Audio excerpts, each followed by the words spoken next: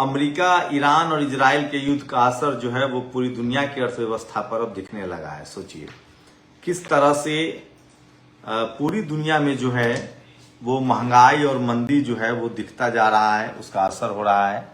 ये लगातार मैं आपसे बता रहा हूं। तो मैं इसलिए कह रहा हूं कि पूरी दुनिया में जो महंगाई है, जो अर्थव्यवस्था है वो चौपट हो रही है। भारत में गैस की कीमतें बढ़ रही, लेकिन अमेरिका भी इससे अछूता नहीं है। अमेरिका में एक जो एयरलाइंस कंपनी है वो ठप हो गई है, जो डोमेस्टिक कंपनी थी, और 15,000 लोग बेरोजगार हो गए हैं। वहीं इस युद्ध का असर पूरी दुनिया पर दिखने को मिल रहा है। गैस तेल की किल्लत हो रही है। भारत में भी सिलेंडर महंगा हुआ है। जो छोटा सिलेंडर है वो महंगा हुआ है, जो कमर्शियल सिलेंडर है वो महंगा हुआ है, और लोग कयास लगा रहे हैं कि कहीं पेट्रोल और डीजल के दाम तो नहीं बढ़ने वाले हैं। नमस्कार, मैं शंभू कुमार सिंह और आप देख रहे हैं नेशनल दस्तक।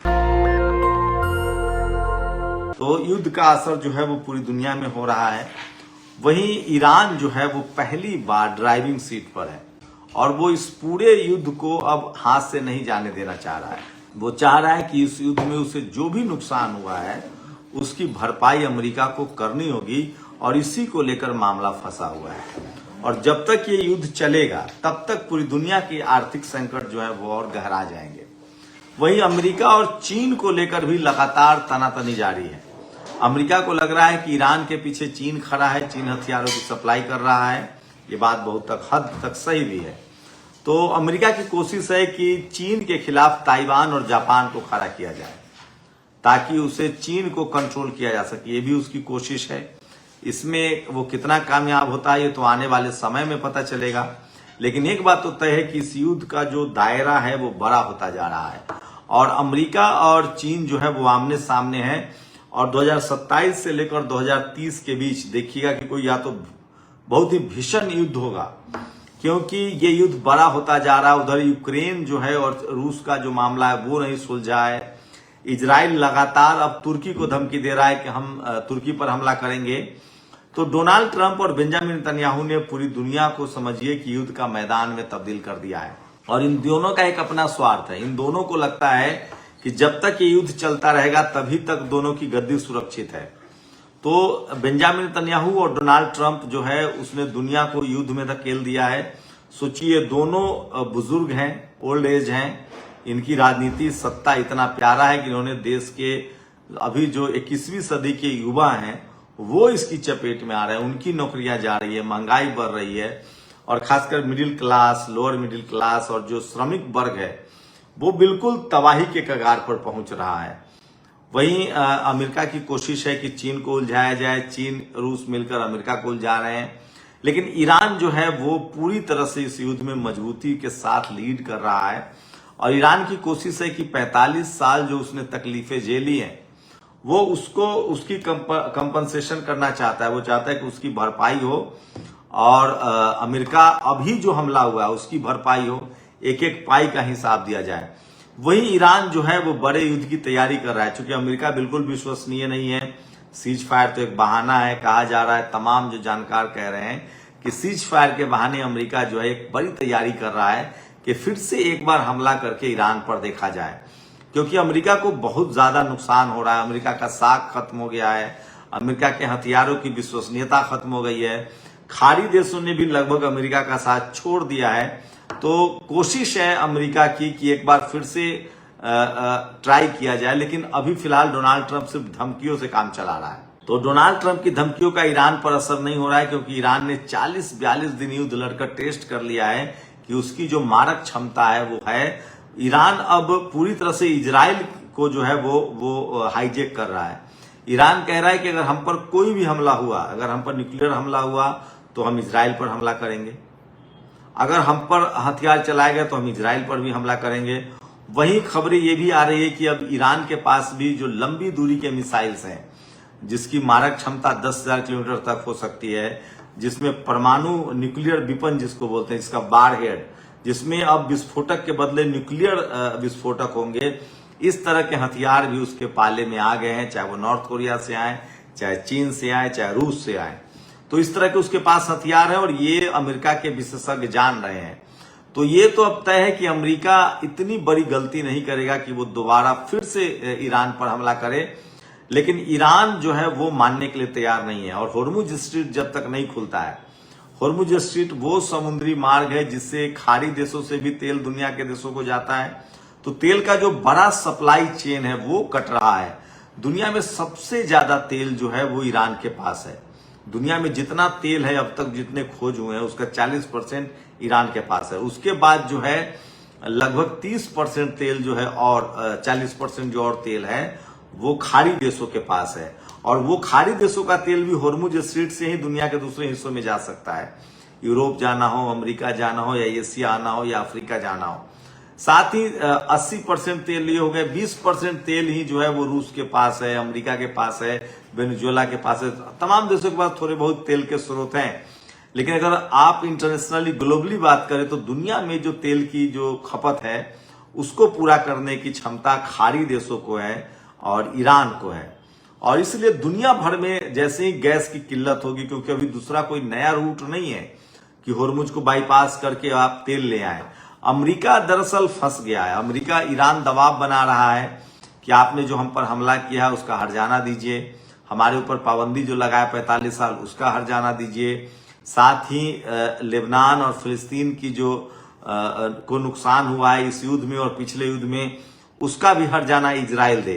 ये बड़ा प्रेशर है ईरान का, क्यों? और नहीं तो हम होर्मुज स्ट्रीट से आपके शिप को नहीं जाने देंगे। अमेरिका में भी इसका असर हो रहा है, अमेरिका में और भी असर होगा, क्योंकि अमेरिका के पास कहा जा रहा है कि 6 महीने के भंडारण है, 6 महीने का उसका स्टोर है। लेकिन सवाल है कि अगर 6 महीने होर्मुज बंद रहा तो और देशों की मुश्किलें बढ़ जाएंगी। और देशों की मुश्किलें इसलिए बढ़ेंगी कि ईरान दुनिया के और देशों का तेल और गैस नहीं रोक रहा है। वो कह रहा है कि हमारी लड़ाई अमेरिका से, इजराइल से है तो हम उसका रोक रहे हैं। लेकिन जिन देशों ने अमेरिका और इजराइल की मदद करने की कोशिश की है उनसे वो $2 मिलियन चार्ज करने की बात कह रहा है। साथ ही अमेरिका ने बैरिकेडिंग कर रखा है। जैसे ईरान किसी का शिप आने दे रहा है तो अमेरिका उसको रोक रहा है होर्मुज के बाहर। वो उसकी कोशिश है कि ईरान पर दबाव बनाया जाए और ये कहा जाए कि अगर हमारे शिप नहीं जाएंगे तो किसी के भी शिप नहीं जाएंगे। और ये एक बड़ा मुद्दा है, ये एक बड़ी खबर है। और इसीलिए पूरी दुनिया में वैश्विक, जिसको ग्लोबल क्राइसिस कहते हैं, तेल और गैस का, वो बढ़ता जा रहा है। और तमाम देश के जो जानकार लोग हैं इसके लिए ईरान को दोषी नहीं ठहरा रहे हैं, अमेरिका को दोषी बता रहे हैं। अमेरिका में डोनाल्ड ट्रंप के खिलाफ जांच भी हो रही। खुद वहां की संसद कह रही है कि आखिर होर्मुज स्ट्रीट खुला हुआ था तो युद्ध की जरूरत क्या थी? युद्ध के बाद ही तो होर्मुज स्ट्रीट बंद हुआ है। तो ईरान इस मौके को जाने नहीं देना चाहता है, क्योंकि उसने 45 साल प्रतिबंध झेला है। ईरान को कोई नुकसान नहीं हो रहा है क्योंकि उसने 45 साल प्रतिबंध झेला है। उसके पास अपना तेल और गैस का उसका अपना भंडार है। वहां अमूमन भारतीय अगर करेंसी की बात करें तो 5 रुपए लीटर पेट्रोल है, डीजल बहुत सस्ता है, 2 रुपए डीजल है, एलपीजी वहां फ्री ऑफ कॉस्ट लोगों को दिया जाता है। तो गैस उनके पास ऑलरेडी है, एनर्जी है। अगर भोजन की बात करें तो वो चावल जो है वो आयात करते थे दुनिया भर से। अदरवाइज वो गेहूं, बाजरा, मक्का ये सब उगा लेते हैं। तो उनकी निर्भरता दुनिया पर कम है।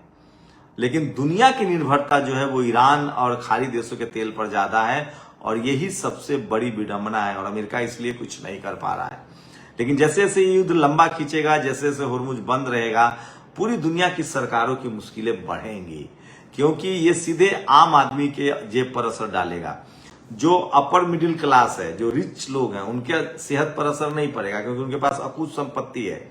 लेकिन जो रोज कमाने खाने वाले लोग हैं, जो middle class, lower middle class, जो मेहनत कश लोग हैं, जो श्रमिक हैं, उनकी जिंदगी मुश्किल हो जाएगी। उनका ट्रांसपोर्टेशन कॉस्ट बढ़ेगा, उनके गैस की कीमत बढ़ेंगी, उसके बाद उनका रोजगार कम होगा, फैक्ट्रियां बंद होंगी, क्योंकि सब कुछ जो है वो एनर्जी पर निर्भर है।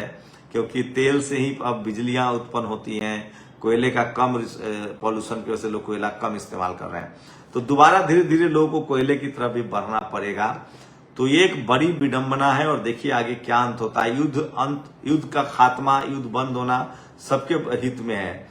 होर्मुज स्ट्रीट खुले सबके हित में है। लेकिन ईरान जो है वो कह रहा है कि मेरा जो नुकसान हुआ है मैं जो बर्बाद हुआ हूं उसका कम से कम शुरुआती कंपनसेशन वो $300 बिलियन जो है वो अमेरिका से मांग रहा है। ईरान का तर्क है कि ऐसा नहीं चलेगा कि आपको जब चाहे जिस देश पर चाहे आप हमला करके और निकल जाएं।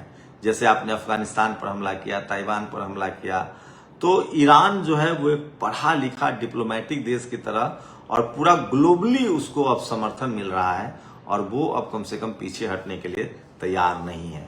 तो लगातार आप नेशनल दस्तक के हमें लाइव जोड़ सकते हैं हमारे एक्स हैंडल पर, वो तमाम बड़ी खबरें देख सकते हैं जो सचमुच इस देश के लिए और दुनिया के लिए जरूरी है।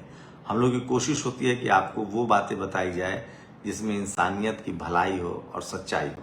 आप लोग अपनी राय हमें जरूर दीजिए। बहुत बहुत शुक्रिया हमारे साथ जुड़े रहने के लिए। बाकी अभी हम और भी कुछ खबरें लेकर आ रहे हैं जो आज हम आपको बताएंगे कि भारत में अगर आप बोट पर जा रहे हैं, कहीं नौका का इस्तेमाल कर रहे हैं, तो किस तरह की सेफ्टी रखिए और कैसे महंगाई लोगों के जीवन पर असर डाल रहा है वो भी बताएंगे। अगले वीडियो में हम ये भी बताएंगे कि बंगाल चुनाव में क्या होने जा रहा है। तो हमारे साथ इसके बाद जरूर जुड़िएगा। शुक्रिया। दस्तक की आपसे गुजारिश है कि अगर इसको बचाना चाहते हैं तो नेशनल दस्तक को सब्सक्राइब करने के लिए रेड कलर के सब्सक्राइब बटन को दबाएं, फिर बेल आइकन की घंटी दबाएं। नेशनल दस्तक को बचाने के लिए बहुत जरूरी है कि हर खबर को शेयर करें, लाइक करें, कमेंट जरूर करें।